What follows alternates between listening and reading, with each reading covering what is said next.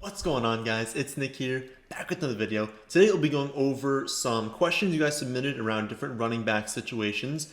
The trade deadline has passed in the vast majority of leagues, so we're not going to be going over those types of questions anymore. This will be more a look at how good we should feel about some different situations and if we should trust certain players going into the fantasy playoffs. So we'll go over all these questions in a minute, but first, have to start things off the stat of the day. Yesterday's stat was which tight end leads the league in end zone targets, and the answer is Mark Andrews, and Lump Nubs was the first to get that one right. Today's stat: who is the running back one overall in half PPR scoring over the last 3 weeks? So the running backs we'll be going over today are Alvin Kamara, Aaron Jones, Wayne Gallman, David Montgomery, Mostert, Jonathan Taylor, M.Davis, and Cam Akers. And remember, you can see exactly when I'll go over each of them and for how long by looking at the bottom of the screen. There's going to be timestamps, and I guess in the upper corner of the screen, there's a name. In the description, there's timestamps. Literally everywhere you look, you can see exactly when I'll be talking about everyone. But the first guy up, Alvin Kamara. He has been extremely disappointing. We'll say that. Over these last 2 weeks without Drew Brees, he has scored 11 and 6 fantasy points with Taysom Hill at quarterback, finishing as a running back 22 and 34. And this comes after finishing as a top 13 running back in 9 out of 9 games leading up to these last 2 weeks. That is absolutely insane. He was a top 13 running back every single week. Now he's running back 22 and 34 with Taysom Hill at quarterback. And we went over last week that Drew Brees cannot return until week 14 at the earliest, but it seems more likely that he won't return until week 15 or 16. So at a minimum, we're going to see Alvin Kamara without Drew Brees for at least the next 2 games. And those games are at Atlanta and at Philly, so it's not like he's walking into just cupcake matchups. I genuinely do think there is a case for benching Alvin Kamara, but it entirely depends on who you have. I have not done the exact rankings this week. I record these on Monday, so I'm not doing the week 2 rankings on Monday, but I will have an update on that in the Thursday video, the Thursday start-sit video. I can tell you this, though. Alvin Kamara is not going to be a running back one. So it is not like it always has been basically his entire career, just lock and load for Alvin Kamara. There might be a decision you have to make. There is a chance that maybe you have maybe James Robinson and Antonio Gibson, 2 players who were not drafted high. So maybe you took Kamara and you took these 2 middle and probably last round or even on free agency. And you're like, these guys have been performing phenomenally. Do I actually bench Alvin Kamara for these 2? Probably. I haven't done the rankings, remember, but probably yes. You know, it's going to get more into a discussion as we get into these running back 2s, but you might only have 2 running backs you got to put ahead of them, and then maybe you have 3 or 4 wide receivers where you're like, oh, I absolutely want to be starting, my 3rd wide receiver over Kamara this week. It also depends on the scoring format. In full PPR, maybe you do, because we look at these targets. I mean, he's been having absolutely no involvement in the receiving game with Taysom Hill at quarterback. Now, one thing I want to note on that is that they only threw the ball 16 times, for 78 yards, and they won the game by 28. Like, this was a game going in where there was basically a 0% chance the Saints were going to lose, right? Like, this was very, very easily going to be a game they were going to win. So they went into that and they're like, we're not giving Alvin Kamara 20 carries and 7 targets in a game we know we could win with our 9th string running back. Like, it didn't matter who they played. They were winning that game. And so it's not shocking that they leaned on Latavius Murray a little bit more than they usually would. And obviously the 2 targets is because of that. They're not going to scheme him looks when they don't need to. Any looks they had were coming off play action, or they were just in scramble drills. There was nothing being schemed to Alvin Kamara because they did not need to do that.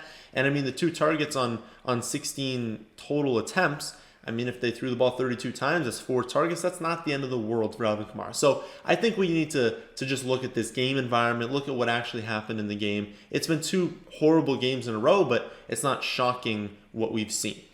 I think we just need to go back to what I said. We're going to look at the rankings on Thursday. I do think, though, that there is a discussion in benching Alvin Kamara while Taysom Hill's quarterback. It's not something we thought was going to happen, but again, He's probably going to be a running back 2, and there is a chance. If you're a playoff team, you're a really good team, you've got 2 running back 1s.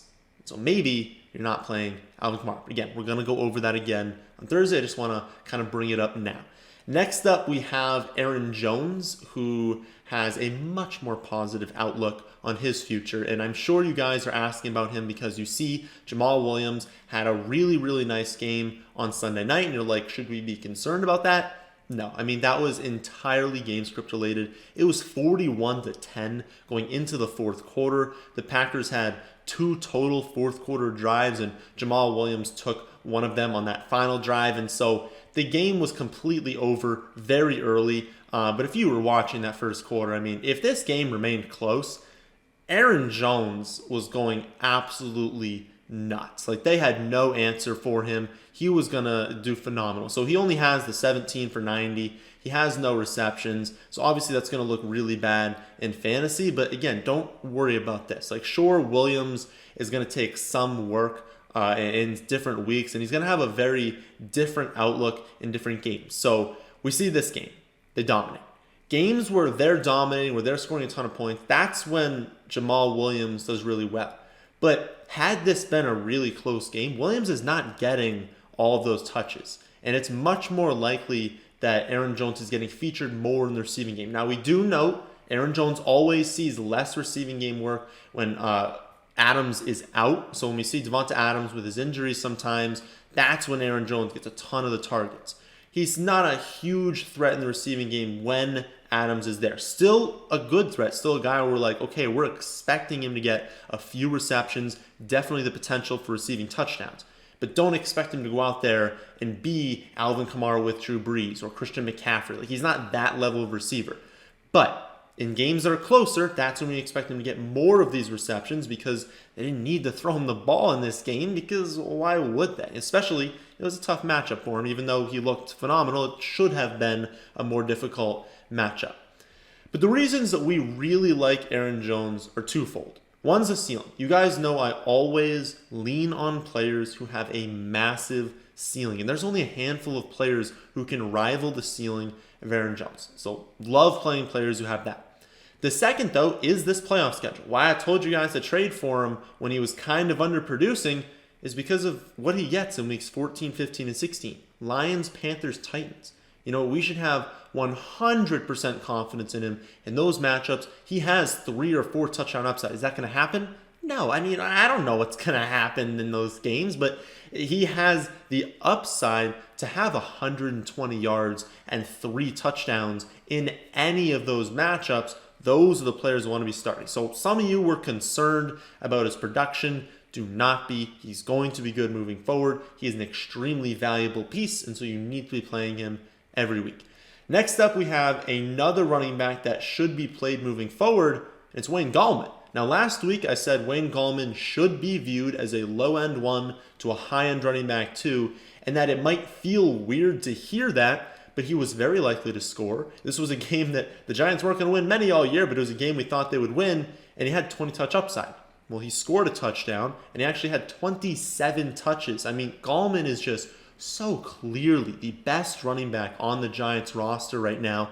I mean, obviously, not counting Barkley, but the best active running back on their roster. And he's being featured in the red zone. This isn't a situation where he's playing really well, but they're taking him off the field when they get in the red zone, or they're using different running backs. Like, when they get close, I mean, you saw this game, and maybe some of you didn't, but in this game, like, they were like, all right, we're close. It's like 1st and goal from, I don't remember, it was like the 5 or the 6. They just kept trying. They're like, Gallman for 2, Gallman for 2, Gallman for 2. They're like, we're getting him the touchdown. We're not throwing the ball. He's scoring. And so when you have a running back getting that sort of volume, it's not shocking that he has 6 touchdowns over the last 5 weeks. And he's someone that is going to be getting 20 touches moving forward. Now, obviously, he's going to be better in games they're winning, and they're probably not going to win very many games this season.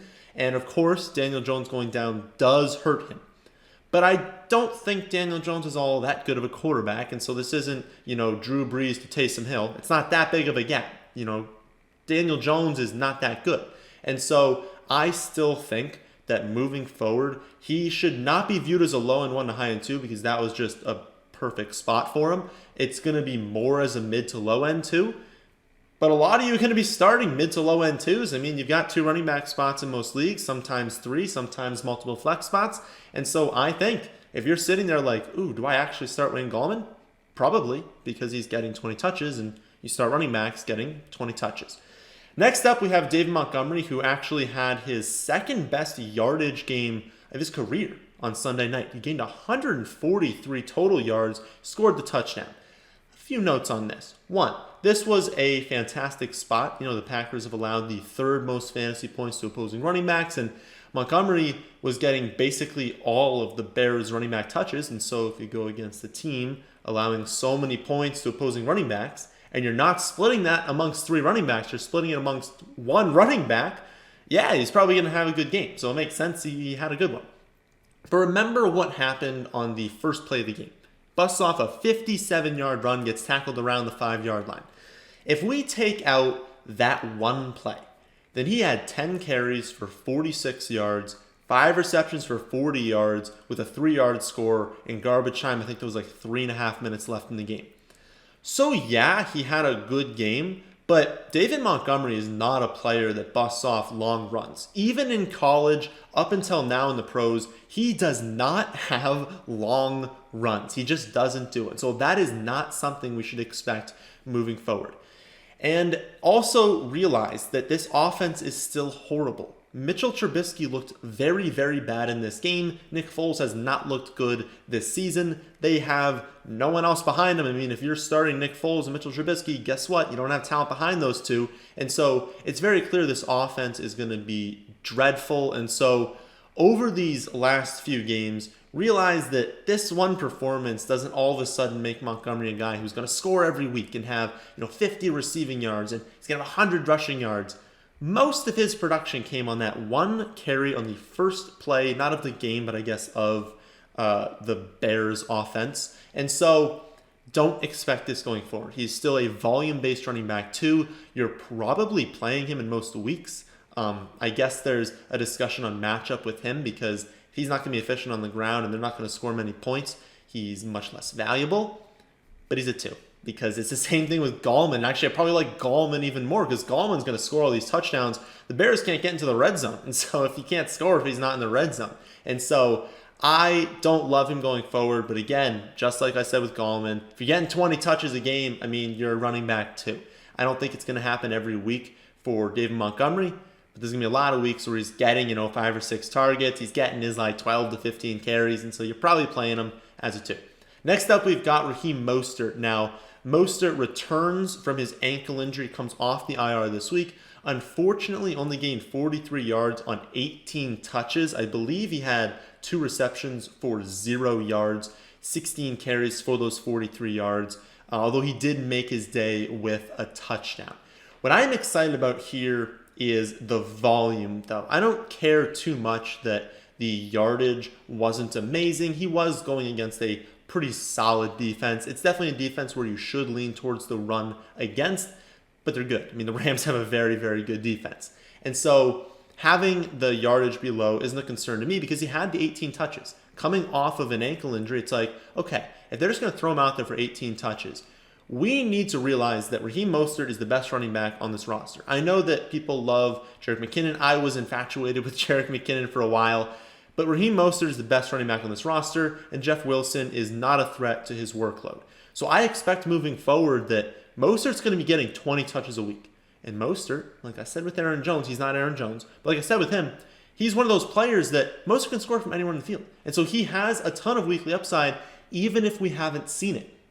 Now this season, he's had a few games where it's like he's going berserk and then leaves for injury, or then something goes wrong.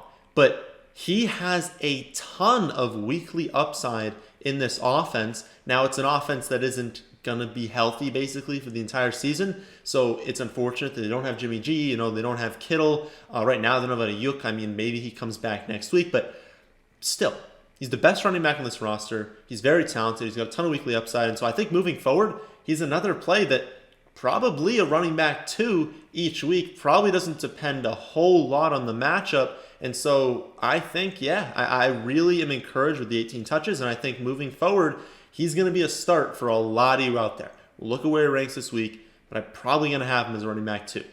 Next up, we have a question about M.Davis and Jonathan Taylor. So someone asked, can they be dropped? Those questions are like always really difficult to answer because, I mean, there's such a wide variety of leagues. In a 10-team league where he's running back 5, absolutely. You can drop either of them. In a 14-team league that I have, the top running back options are Ahmed, Justin Jackson, Dion Lewis, Tyler Irving, Jeremy McNichols.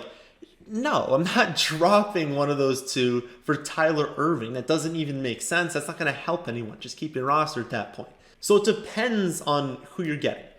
But I'll say this. For M.Davis, I don't really trust him anymore, and they have a bye in week 13. So he's already losing snaps without McCaffrey returning.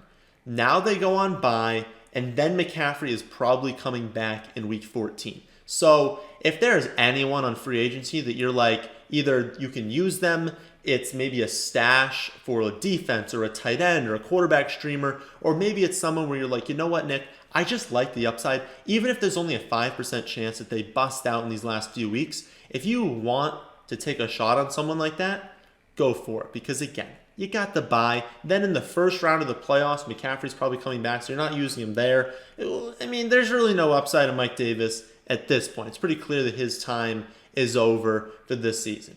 Jonathan Taylor is more difficult to drop. He looked like he was taking over before being placed on the COVID list. And it's worth noting, he didn't test positive. He was just a high-risk contact, and so he didn't actually get it. And so unless that changes, unless he does test positive, I'd expect him to be back this week. He's not going to be limited because he wasn't actually sick.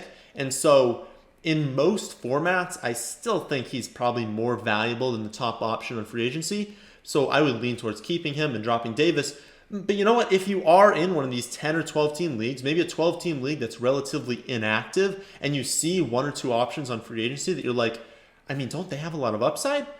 Take them, because do you feel confident in Jonathan Taylor? It's something I talked about last week. It's a hot hand. And so they're just going to roll with a bunch of these different running backs, sometimes Wilkins and Hines and Taylor. And it looks like they're giving Taylor the first opportunity to break out and have a really nice game.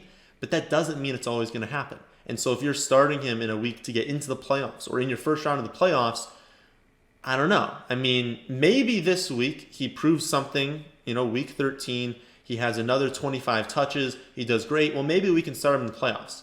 But if you do have someone on free agency that you're like, I actually do trust them moving forward, they have a lot of upside, I might need them, don't be afraid to drop Jonathan Taylor. But I say this a lot, and I hear people, they'll tweet it at me or they'll send it in the comment section, they'll be like, oh, I dropped Jonathan Taylor for X player. But this player, is just always going to be a backup, has no sort of upside. You're just dropping him because you're frustrated. Well, don't do that. The person you're adding should still have upside. You should still see some value on them. And again, if that value is a quarterback streamer in the playoffs, a tight end that you really need, a defense streamer you're going to need, well, then maybe they do have more value than Jonathan Taylor. So it's up to you. You got to make that call. That's kind of my take on the Taylor situation. But you're going to hear another take on Thursday when we go over start sits. The final question is on Cam Akers. Some people want to know if he's going to be a thing down the stretch this season, especially after posting 9 for 84 and a touchdown. Listen, I know that it's easy to get sucked into this Rams backfield, but you cannot trust any Rams running back in 2020. I'm just going to say that right now. We've been saying it for weeks. I want to reiterate it. Akers, Henderson, Brown had snap splits of 17, 20, and 25 respectively, getting touch counts of 9, 11, and 6. This is a committee. Now, Akers is probably the best running back, but it's very close. And even if he does break out, it's incredibly unlikely to happen this season. Even if he's producing well, he's not going to get 60% of the touches. He had 9 for 84, and people are going to look at that stat line and be like, ooh, is he busting off 10 yards a carry every single play? No, he wasn't. He had 6 yards or less on all but one touch, and then he had a 61-yard carry. Besides that one carry, he had 8 for 23.